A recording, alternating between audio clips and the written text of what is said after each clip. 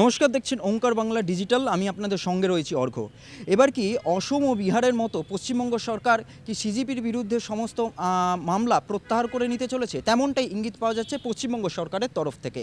যেমনটা জানা যাচ্ছে যে অসম ও বিহারে যে সিজেপির যে সমর্থনে যে মিছিল ঘটেছিল শিক্ষামন্ত্রী ধর্মেন্দ্র প্রধানের ইস্তফার দাবিতে, এবং সেই মতানুসারে গত শনিবার শিক্ষামন্ত্রী বেলা 2টোর সময় ইস্তফা দিয়ে দিয়েছেন এবং সিজেপির যে সকল শর্তগুলি ছিল সেই সকল শর্ত মেনে নিয়েছে কেন্দ্র সরকার। সেই মতানুসারে পশ্চিমবঙ্গে একটি মিছিল আয়োজন করা হয়েছিল। সেই দিনই শনিবার মিছিল আয়োজন করা হয়েছিল এবং সেই দিন শিক্ষামন্ত্রী পদত্যাগ করেছিলেন।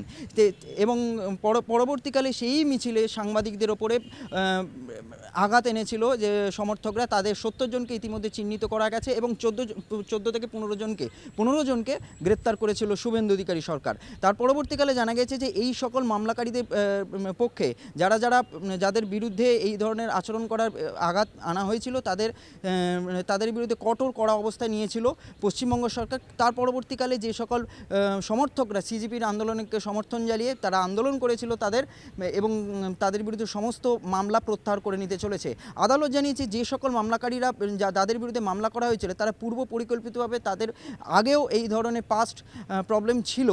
সেই ক্ষেত্রে যারা নতুন রয়েছে তাদের ক্ষেত্রে, সেই সকল ছাত্রদের ক্ষেত্রে তাদের বিরুদ্ধে সমস্ত আইন মোতাবেক এবং সমস্ত মামলা প্রত্যাহার করে নেবে শুভেন্দু অধিকারী সরকার এবং রাজ্য সরকার। অন্যান্য সকল খবরের আপডেট পেতে চোখ রাখুন ওঙ্কার বাংলা ডিজিটালে।